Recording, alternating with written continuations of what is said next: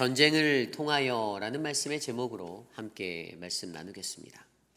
전쟁을 통하여.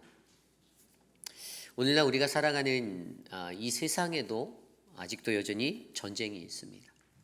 인간이 살았던 그 모든 역사 속에 전쟁이라는 것은 늘 우리와 함께 하였습니다. 지금 현재에도 러시아와 우크라이나에는 여전히 전쟁이 일어나고 있고요. 팔레스틴과 또 이스라엘 사이에서도 여전히 전쟁은 계속되고 있습니다. 우리 민족도 그 한 민족이라 불리는 남과 북의 분열로 말미암아 1950년도에 전쟁이라는 가슴 아픈 그러한 시간들을 지났습니다. 이 세상은 1차 대전, 2차 대전이라는 수많은 전쟁의 위기를 넘겼고 또 혹시 일어날지 모르는 그러한 동북아 정세의 긴장감 때문에 혹시라도 3차 대전이 일어나지 않을까 염려하며 살아가고 있는 우리들의 모습이 있습니다. 세상은 계속해서 전쟁이 일어나고 우리들을 아프게 하는데 하나님을 믿는 우리 그리스도인들에게 있어서 과연 우리는 우리에게 나타나는 이러한 전쟁의 일련의 현상들을 통하여 과연 우리는 무엇을 바라보아야 할까요? 오늘 이 시대에 난무하게 되는 전쟁을 바라보며 여러분들은 무엇을 느끼십니까? 그냥 안 됐다, 안타깝다, 구호 헌금을 보내면 그냥 거기서 끝나는 것이다라고 생각하십니까? 아니면 이 전쟁의 시간을 통하여서 우리의 눈에 보이지 아니하는 하나님의 백성들이 겪어야 하는 영적 전쟁을 바라볼 수 있는 그러한 통찰력으로 세대를 한탄해하고 가슴 아파하는 그러한 믿음의 사람들로 살고 계십니까? 오늘 이 시대에 우리가 살아가는 이 땅에서 끊임없이 일어나는 이 전쟁을 통하여 우리는 이 땅에서 그리스도인이 살아가야 하고 그들이 마주해야 하는 영적 전쟁을 우리의 눈에 보이지는 않지만 우리의 믿음의 눈으로 바라보고 이겨내는 저와 여러분들이 되시기를 소망합니다. 오늘 우리가 묵상한 민수기 31장 1절에서 24절까지의 말씀은 바로 그 전쟁의 이야기가 담겨져 있습니다. 미디안과의 전쟁의 명령이 떨어졌어요. 하나님이 모세에게 말씀하여 주신 이 명령은요, 모세에게 주신 마지막 사명과도 같은 것이었습니다. 그의 일생의 마지막 전쟁이었고요, 그가 감당해야 할 마지막 사명이었습니다. 오늘 말씀 1절에 여호와께서 모세에게 말씀하여 이르시되 2절입니다. 이스라엘 자손의 원수를 미디안에게 갚으라. 그 후에 내가 내 조상에게 돌아가리라 라고 말씀하고 있습니다. 모세가 받았던 이 마지막 사명, 오늘 우리는 이 말씀을 통하여서 그들의 앞에 펼쳐진 미디안과의 전쟁을 통하여 과연 오늘 이 시대를 살아가는 우리들은 이 세상에 있는 일어나는 전쟁들, 또 그리스도인으로서 우리가 바라봐야 할 영적 전쟁을 살펴보고 이 전쟁을 통하여 우리에게 무엇을 말씀하시고자 하는지 영적으로 한번 생각해 보기를 원합니다. 전쟁을 통하여 오늘 첫 번째로 하나님은 우리에게 죄를 미워하시는 하나님을 알게 하십니다. 죄를 미워하시는 하나님을 알게 하십니다. 좀 전에 읽었던 2절 말씀에 보면 이스라엘 자손의 원수를 미디안에게 갚으라. 그 후에 내가 내 조상에게 돌아가리라. 아멘. 이스라엘에게 주신 마지막 명령은 바로 이스라엘 자손의 원수를 미디안에게 갚으라라고 말하셨습니다. 원수. 이 원수는 어떨 때 쓰는 거죠? 아주 그냥 사이가 안 좋을 때 사용하는 단어잖아요. 서로의 감정에 어떤 굴곡이 있고 서로가 서로에 대해서 좋지 않을 때 서로가 대적하는 그러한 대립의 관계에 있을 때 원수라고 칭합니다. 눈빛도 마주치기 싫고 그냥 불길같이 그냥 서로 다툼이 일어나는 그러한 사람들. 그런데 원수라고 칭하는 미디안들, 그런데 왜 그 미디안을 하나님이 명령하셔서 지목하셨을까요? 우리가 너무나도 잘 알고 있는 민수기 25장의 시딤에서의 사건 때문입니다. 시딤에서 어떠한 사건이 일어났습니까? 모압의 여인들과 그들과 부정한 일들을 하는, 음행을 하는 이스라엘 백성들, 이 발락 왕이 자신의 계략으로 말미암아 이스라엘을 저주하려고 하였을 때 발람을 통해 그것을 이루려 하였지만 이루어지지 못하였고, 오히려 발람은 그것들을 자신의 입으로 저주는 하지 않았지만 발락 왕에게 팁을 줬죠. 저들 스스로가 음행하여서 서로 자멸하게 하고 하나님이 저들을 미워하게 하고 저주하게 만들어라라는 그 팁을 받아 행하였던 그 일들 때문에 바로 시딤에서의 그 사건으로 말미암아 하나님이 노하셨고 2만 5천 명의 사람들을 죽여버리셨습니다. 그런데 거기에서 끝난 것 같은, 그러면 2만 5천 명이 죽었으니 이제 끝났다라고 생각했지만 그렇지 않다라는 거예요. 왜죠? 이것은 바로 하나님이 얼마나 죄를 미워하시는지를 알려주고 있는 겁니다. 그 심판이 끝나지가 않았어요. 오늘 가나안에 입성을 앞둔 이 자리에서도 여전히 그들에게는요, 그들에게 원수로 되어져 있는 미디안이라는 족속이 존재하고 있다는 겁니다. 하나님이 그들을 원수라고 말하여 알려주고 계십니다. 그들의 죄가 얼마나 악하였길래, 얼마나 심하였길래 오늘 하나님께서는 그들을 다시 한번 심판하시겠다라고 이스라엘에게 말씀해 주시는 겁니다. 우리가 이 세상을 살아갈 때 죄라는 것이 하나님이 가장 싫어하는 것임을 믿으셔야 합니다. 하나님이 가장 싫어하시는 건요, 다른 것이 아니고 죄예요, 죄. 인간이 어떤 모습으로 가지고 살던 그 모습에서 죄성이 담겨 있고 그것이 끊어내지지 않는다라면 하나님은 반드시 그것을 싫어하신다는 겁니다. 하나님이 온 세계의 인류를 창조하시고 이 땅의 모든 것들을 만드셨을 때, 천하 만물을 세우셨을 때 하나님이 원하셨던 하나님의 나라는 죄가 틈타들지 않는 죄와 끊어진 세상이었습니다. 하나님의 거룩하심으로 가득 채워진, 그래서 평화가 사자와 어린 양이 함께 뒹굴고 뛰노는 그 낙원을 기대하셨습니다. 에덴 동산으로 아담과 하와를 데려다 놓고 그들에게 죄에 대해서 알려주셨습니다. 저 선악과를 따먹지 말아라. 하지만 그것을 자신의 의지로 범죄하였던 것은 인간이었습니다. 그때 인류에 찾아온 그 죄로 말미암아 어떻게 해요? 인간은 지금까지 계속해서 그 죄의 굴레를 벗어나지 못한 채 더 악하고 추하고 더 가증스러운 죄들을 발전시켜가며 짓고 있다는 사실입니다. 세대가 발달하면서, 시대가 발달하면서, 세대가 변하면서 그들의 삶 속에서 기술이 발달하고 모든 것들이 발전하는데 죄라는 분량도 더 많이 증가하고 있습니다. 한 해 한 해 지나면 죄라는 것들이 더 줄어들고 깎아들고 사라질 줄 알았는데 그렇지 않다라는 겁니다. 더욱더 다양한 모습으로 인간은 죄의 폭을 넓혀가며 다양한 범죄의 자리로 이르고 있다는 것입니다. 그래서 오늘 이 시대에 우리가 알아야 하는 것, 오늘 이스라엘 백성이 치러야 할 미디안과의 전쟁을 통해 이스라엘은 하나님은 죄를 심각하게 싫어하시는구나를 깨달아야만 했습니다. 그것을 느껴야만 했어요. 왜 하나님이 이스라엘 자손인 우리들에게 미디안을 원수로 해서 갚으라고 말씀하실까를 고민하다 보니 시딤의 이야기가 생각났고 하나님께서 그 죄를 반드시 뿌리 뽑기 위하여 오늘도 싸우신다라는 것들을 그들은 느끼게 되었을 것입니다. 오늘이 그들이 치러야 하는 이 육적인 전쟁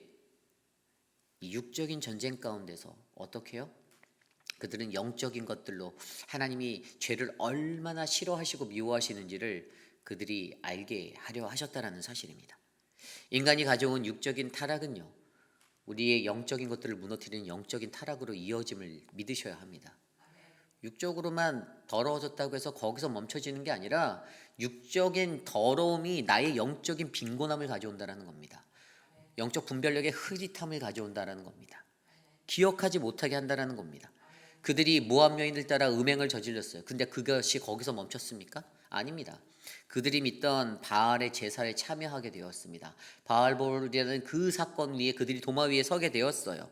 바알볼을 섬기고 백성과 지도자들이 나중에 그 사건 때문에 어떻게 됐습니까? 백성의 지도자들이 하나님이 그들을 공개적으로 처형하라라고 명령하셨습니다. 다 죽이라고 말씀하셨어요. 하나님에게는요, 그들이 범하였던 육체적인 범죄함이 영적인 범죄함으로 번지고 또 그것들을 통제하지 못하였고 그것들을 잘 간수하지 못한 영적 지도자들의 타락으로 치달았을 때 하나님의 공동체가 커다란 데미지, 손상을 입게 되었기 때문에 하나님은 이 극단적인 방법으로 그들의 죄를 심판하신다는 것입니다.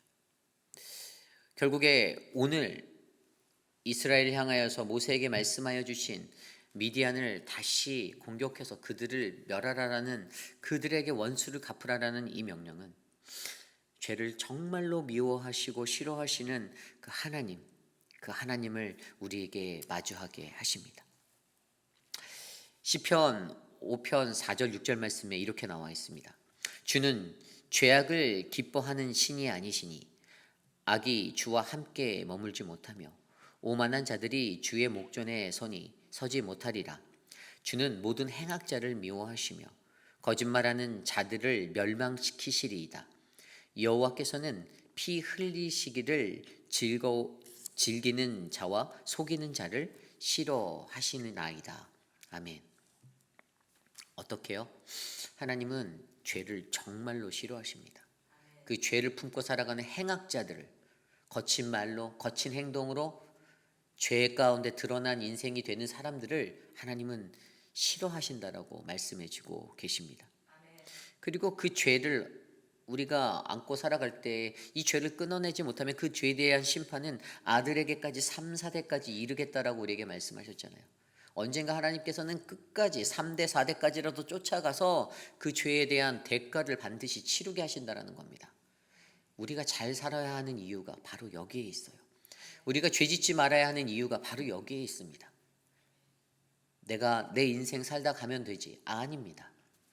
그 죄의 대물림이라는 것들이 전달되어서 우리의 자녀들에게, 내 아들에게, 내 딸에게, 내 사랑하는 손주들에게 영향을 준다는 겁니다.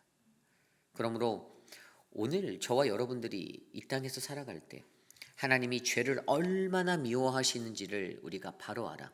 이 땅에서 치르는 이 영적 전쟁 속에서 그것들을 깨달아 우리가 가지고 있는 죄의 모습들을 도려내시기를 소망합니다. 끊어내시기를 부탁드려요. 여호와 앞에서 범죄하지 않고 하나님 앞에서 정말 믿음으로 살아가며 죄에 선 그 한 사람 한 사람들 그들을 향해 기도하고 그들이 다시 어떻게 해요? 하나님께 돌아오도록. 오늘 말씀에도 보면요, 16절 말씀에 보면 발람의 꾀를 따라라고 기록했어요. 그들이요, 이 죄가 얼마나 급하게 퍼져나갈 수 있는 것인지 위험한 건지를 알려주잖아요. 죄라는 거는 발람이라는 한 사람이 가졌던 꾀 때문에 모든 공동체를 어지럽게 만들고 덮었던 곰팡이와 같은 것이었어요. 그렇기 때문에 그 죄 때문에 여호와 앞에서 범죄하게 되었다라고 16절에 나오잖아요.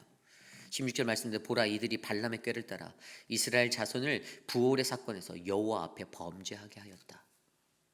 하나님 앞에 범죄함, 배교잖아요. 배교, 타락이잖아요. 그 모든 일들이 죄 때문에 일어났다는 것을 기억하시고 우리는 우리가 살아가는 이 세상 속에 우리에게 보여지는 이 전쟁의 시간, 영적 전쟁의 시간을 통하여 하나님은 죄를 미워하신 하나님이심을 깨닫는 저와 여러분 되시기를 소망합니다. 오늘 두 번째로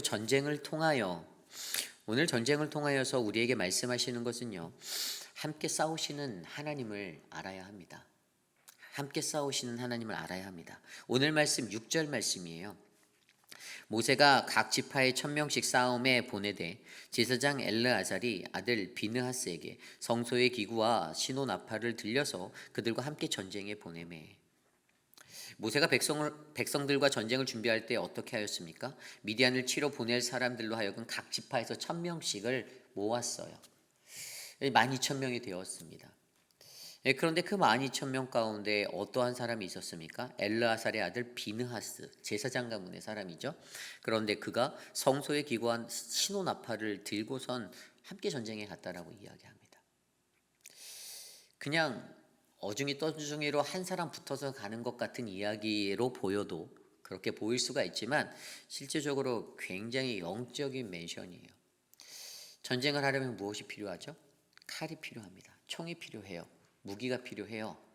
맨 주먹으로 싸워야 하는데 그런 상황이 있을 수도 있어요. 그런데 오늘 비느하스의 역할은요, 칼을 쓰는 장수의 역할이 아닙니다. 그의 손에는 칼이 들려 있지 않았습니다. 그에게는 무엇이 들려 있었습니까? 성소의 기구, 신호를 낼 수 있는 나팔이 들려져 있었습니다. 이것은 무엇을 증거하죠? 하나님의 성물을 가지고 나아가는 제사장을 통해서 하나님 그분이 내가 너희와 함께 전쟁하겠다, 그곳에서 내가 너희와 함께 하겠다라는 사인이 되어 주셨습니다. 이 영적인 상징을 이해하셔야 돼요. 그냥 12,000명에다가 플러스 한 명 제사장이 따라갔구나라고 이 성경을 이해하시면 안 되는 거예요.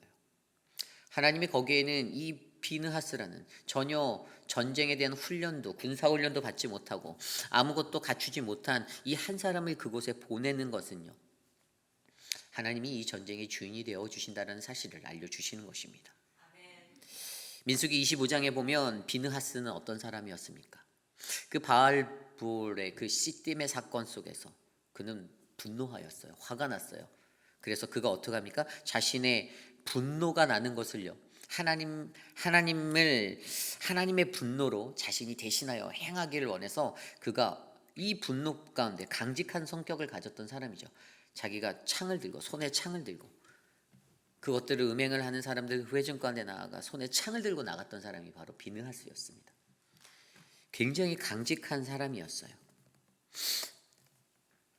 자기가 보기에도 그들이 음행하고 있는 이 자리가 얼마나 추악한 죄의 자리고 얼마나 번식력이 강한 죄의 자리인지를 알기에 그들을 죽여서라도 이 죄를 끊어내겠다라고 생각했던 것이 바로 비느하스의 결단이었습니다. 여러분, 오늘 우리도 이러한 영적인 전쟁터에 서 있는 인생을 살고 있습니다.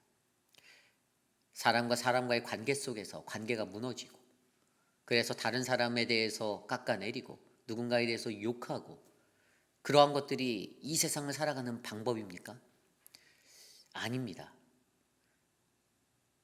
이에는 이로, 눈에는 눈으로 맞서는 그러한 방법이 아니라 우리는 이 영적 전쟁 앞에서 우리는 다른 방법으로 싸워야 합니다. 그들에게 칼을 휘두른다고 해서 칼을 같이 휘두르면 서로 죽는 잔인한 현상만 일어날 뿐입니다. 공동체가 깨지고 파괴되는 칼부림이 일어나는 것뿐입니다. 그렇다면 우리에게 갖고 있는 문제는 우리가 과연 무엇으로 싸워야 하는가? 우리는 그것들을 생각해 보아야 합니다. 시편 99편 말씀에 우리가 얼마나 이러한 인생 속에서 거룩하지 못하게 살아가는지를 나타내는 말씀이 있습니다. 그리고 그 말씀 속에서도 하나님이 우리에게 말씀하시는 것은 우리가 기도의 사람이 되고 우리가 순종의 사람이 되는 것들을 원하신다라는 것입니다. 저는 오늘 이곳에 있는 저와 여러분들이 바로 그러한 인생이 되시기를 소망합니다. 어떠한 삶의 형편이든지 우리의 영적 전쟁은 우리의 눈에 보이지 않는 거잖아요. 내가 그것들을 보아서 감당하고 그렇게 살아갈 수 있는 것이 아니잖아요. 사도 바울도 에베소서 6장 12절 말씀에 우리의 씨름은 혈과 육을 상대하는 권세자들과 통치자들 것이 아니요 통치자들과 권세자들과 이 어둠의 세상 주관자들과 하늘에 있는 악한 영들을 상대하는 것이다라고 말하였습니다. 혈과 육으로 대항하려 하면 그냥 잔인한 고통의 피바람만, 공동체의 무너짐만 일어날 뿐입니다. 그러므로 이 땅에서 살아가는 저와 여러분들은 어둠의 주관자인 그들을 영적으로 대하고 기도하고 순종으로 하나님의 말씀으로 이겨내는 그러한 믿음 있는 자들이 되기를 소망합니다. 그래서 에베소서 6장 12절 이후에 13절부터 무슨 얘기를 하는지 아세요? 전신갑주 취하라 이야기가 나오는 거예요. 믿음의 전신갑주, 솔루션, 하나님이 주시는 대안, 진리의 허리띠를, 의의 호심경을, 평안의 복음의 신을 신고 믿음의 방패와 구원의 투구를 쓰고 성령의 검을 가지고 나아가라. 항상 성령 충만히 말씀을 붙잡고 주님께 의지하고 기도하고 그 믿음의 삶이 저와 여러분들의 삶이 되기를 간절히 소망합니다. 이것이 오늘 말씀의 두 번째, 전쟁을 통하여 우리가 알아야 하는 것, 바로 하나님이 함께 싸우신다라는 것을 우리가 아셔야 합니다. 오늘 마지막으로 전쟁을 통하여 우리는 거룩을 가르치시는 하나님을 기억해야 합니다. 거룩을 가르치시는 하나님을 기억해야 합니다. 오늘 말씀 19절로부터 24절까지의 말씀입니다. 너희는 이래 동안에 진영 밖에 주둔하라. 누구든지 살인자나 죽음을 당한 사체를 만진 자는 셋째 날과 일곱째 날에 몸을 깨끗이 하고 너희의 포로도 깨끗이 할 것이다. 그들이 20절 이후에 보면 그들이 입었던 의복 또 가죽으로 만든 모든 것 전부 다 깨끗이 하라라고 말씀하십니다. 23절에는요. 그들이 가져왔던 금은 동 철과 주석 납 등 모든 것들을 불로 지나가게 하라. 소독하라는 거죠. 다 지나가게 하라. 왜죠? 23절에 보면 정결하게 하는 물로 그것을 깨끗하게 하라. 정결이 그만큼 중요했다라는 겁니다. 24절에도 너희는 일곱째 날에 옷을 빨아서 깨끗하게 한 후에 진영으로 돌아와야 한다라고 말하고 있습니다. 미디안과의 전투에서 승리하고 돌아오는 그들을 맞이하는데 회중과 또 지도자들이 진영 밖에서 영접하다가 모세가 싸움에서 돌아온 천부장과 백부장들을 보고 노하였습니다. 14절에 나오죠. 지휘관 곧 싸움에서 돌아온 천부장들과 백부장들에게 노하니라. 이유는 15절입니다. 모세가 그들에게 이르되 너희가 여자들을 다 살려 두었느니라. 그들이 하나님의 말씀대로 살지 못하였습니다. 진멸하라고 말씀하셨는데 그것들을 어겼어요.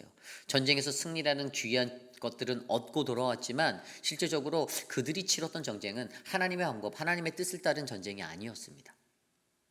그런데 여기서 더욱더 중요한 것은 그 전쟁 이후에 아까 읽어드린 대로 19절과 24절까지 나와 있는 거룩의 의식을 반드시 하라는 거죠. 왜죠? 하나님이 거룩하신 분이심을 우리로 하여금 알게 한다는 겁니다. 얼마나 그가 거룩하신 분이신지. 시편 99편 1절부터 9절까지의 말씀이 시편 99편의 전체인데 그 말씀을 읽어보면 3절과 5절과 9절에 그는 거룩하심이로다. 그는 거룩하심이로다. 여호와 하나님, 여호와 우리의 하나님은 거룩하심이로다라고 강조하고 있습니다. 예루살렘 성과 성전을 거룩하다라고 말하면서 여호와 하나님, 그곳에 계시는 그분이 거룩하다라고 말씀하는 것. 하나님의 거룩하심을 시편 99편의 저자가 말하고 있습니다. 그리고 본문 내용을 자세히 들여다보면 하나님의 거룩하심을 깨달은 사람 세 사람에 대해서 얘기해요. 네 사람, 야곱과 모세와 아론과 사무엘. 그런데 제가 고민해 보았습니다. 야곱이나 모세나 아론이나 사무엘이 정말로 거룩한 자였는가? 완벽하지 않았다라고 저는 판단하였어요. 그런데 어떻게 그들이 이 성경 구절에 거룩하다라고 칭함을 받았을까를 고민해 보니 결국 하나님의 거룩함을 나타내기 위해 노력했던 사람들이다라는 결론이 나게 되었습니다. 우리는 다 불완전합니다. 내가 가지고 있는 것으로는 나는 거룩에 이를 수가 없어요. 그런데 우리는 노력할 수 있습니다. 그때 우리는 시편 99편 저자가 기록한 야곱과 모세와 아론과 사무엘의 이름처럼 우리도 그렇게 기록될 수 있는 자들이 될 수 있는 거예요. 시편 99편 6절과 7절에 이렇게 나와 있어요. 그의 제사장 가운데는 모세와 아론이 있으며 그 이름을 부르는 사람 가운데는 사무엘이 있으니 그들이 주님을 부르짖을 때마다 그분의 응답하여 주셨다. 그리고 7절입니다. 주께서 구름 기둥 속에서 그들에게 말씀하시니 그들이 그분에게서 받은 율례와 율법을 모두 다 지켰다라고 말하고 있습니다. 여기에서 두 가지 핵심 포인트는 바로 그들이요 6절 말씀에 나온 대로 하나님께 기도했다라는 겁니다. 응답받았다, 간구했다라는 거예요. 그들은 간구했던 사람들입니다. 7절 말씀에 나온 대로 구름 기둥 속에서 말씀하신 것들을 그들이 듣고 순종하였다라는 겁니다. 말씀의 사람이었어요. 이 말씀과 기도라는 밸런스가 맞춰진 인물들이 어떻게 해요? 하나님의 거룩을 쫓아 살아가는 사람들이라는 그 답을 알려주고 있습니다. 내가 거룩하기 원한다라면 여러분, 우리는 하나님의 말씀과 기도로 충만하셔야 합니다. 그때 어떻게 해요? 레위기 말씀을 통해서 레위기 11장 45절에 내가 거룩하니 너희도 거룩하라 말씀하신 그 하나님을 따라 우리가 거룩한 삶을 살아갈 수 있다는 것입니다. 우리가 잘 알고 있는 이사야서 6장 말씀에 우시야 왕이 죽을 때 그때 이사야 선지자에게 보여주신 그 스랍의 천사들, 그 환상들 어떤 거였습니까? 스랍 천사들이 있었는데 그 스랍 천사들이 날개가 6이었잖아요. 그런데 2개는요 날개짓을 하면서 날고 있고 2개는 눈을 가리고 2개는 자신의 발들을 가렸다라고 합니다. 왜죠? 환상에서 마주하였던 하나님이 얼마나 거룩하신 분인지 그 천사들도 그렇게 나아갔다라는 겁니다. 그리고 또 이사야서 6장에 나온 말씀대로 그때 주께서 높은 보좌에 앉아 계신 그것을 보고 그때 옷자락이 그 안에 가득하였다고 해요. 여러분 그 시대 때의 옷은 무엇을 상징합니까? 신분을 나타내요. 색깔이나 옷의 것들도 색깔 또 옷의 길이, 뭐 긴 옷은 더 높은 관직에 있는 사람들이 입었던 그 성전에 가득 찬 옷자락이 가득한 그것으로 그 높은 보좌에 앉아 계신 이가 얼마나 거룩하신지를 나타내 주었는데 이사야가 어떻게 반응하였죠? 그것을 보고 화로다 나는 망하였도다. 여러분, 하나님의 거룩하심 앞에 서는 자들의 가장 올바른 모습이 바로 이사야 선지자가 가졌던 모습입니다. 그 거룩함을 보고 나는 망하였구나. 화로다 나는 망하였다. 왜죠? 내가 얼마나 추악한지, 내가 얼마나 죄인인지 깨달은 자가 표현할 수 있는 고백 아닙니까? 하나님의 거룩하심을 날마다 마주하면서도 화로다 망하였다라는 탄성이 우리 안에 일어나지 않는다라면 나는 여전히 깨끗한데, 나는 괜찮은 사람인데, 나는 여전히 나름 괜찮은 신자인데, 나는 오랫동안 교회도 잘 나가고 나는 그렇게 살았는데 so what? 하나님이 그러한 인생을 원하지 않는다라는 것입니다. 오늘 이사야 선지자가 마주하였던 그러한 은혜가 그 고백이 있었을 때 이사야 선지자에게 하나님이 비춰주신 것이 무엇이죠? 남유다가 패망하게 되는 그 시점 가운데서 그 나라의 멸망을 눈앞에 들고 그들에게 구루터기와 같은 거룩한 씨가 있을 거다라는 희망을 던져주셨습니다. 거룩한 자는 반드시 살아있다라는 거예요. 소수겠지만 너희가 다 황무해지고 황폐해진다 하여도 그 구루터기는 남아있을 것이다라는 거룩한 씨가 남아있을 거라는. 그러므로 오늘 이 시대에 저와 여러분이 살아가는 이 세상 속에서도 우리가 마주해야 하는 이 영적 혼란함과 어두운 전쟁터 속에서도 우리는 어떻게 해요? 이 전쟁을 통하여 우리에게 거룩을 말씀하신 하나님을 발견하셔야 합니다. 그리고 나의 죄악된 모습을 바라보셔야 합니다. 그리고 거룩한 씨를 남겨두시는 그 불씨를 바라보셔야 합니다. 다시 일어날 것과 다시 회복될 것과 다시 거룩으로 채워져 거룩한 하나님의 존전이 이 나라가 이 열방이 주님께 돌아갈 것들을 기대하셔야 합니다. 그러므로 오늘 저와 여러분들의 삶을 통하여 하나님이 우리에게 이 전쟁을 통하여서 우리의 삶이 다시금 거룩한 인생이 될 것들을 말씀하고 계십니다.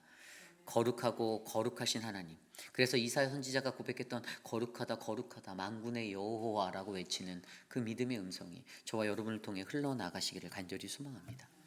오늘 말씀을 통해 우리는 전쟁을 통하여 눈에 보이는 육적인 전쟁이 아니라 눈에 보이지 아니하는 영적인 전쟁을 통하여 사단은 오늘도 우리를 넘어뜨리려 하고 여러분들을 하나님께로 떨어뜨리려 하고 예수로부터 킥아웃 하려고 하고 여러분들을 그렇게 몰아붙이지만 그럼에도 불구하고 오늘 저와 여러분 우리들의 인생 속에서는 우리를 위해서 싸우시는 그 하나님을 발견하고 죄를 미워하시는 하나님, 거룩하신 하나님을 발견하여 내 삶의 모든 영역이 하나님이 원하시는 거룩한 인생이 되기를 소망한다라고 고백하며 사시는 이 하루가 되시기를 간절히 소망합니다. 그러한 마음으로 우리 함께 기도하기 원합니다.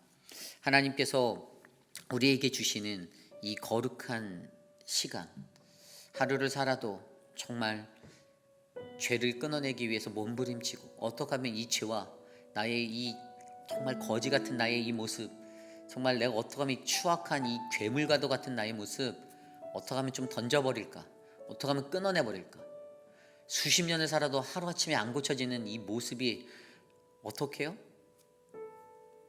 여러분들이 스스로 기도하시고 주님 앞에 엎드릴 때 주님이 부어주시는 그 거룩한 영으로 말미암아 새롭게 회복될 것들을 저는 확신합니다. 그것들을 기대하며 이 시간 함께 기도하기 원합니다.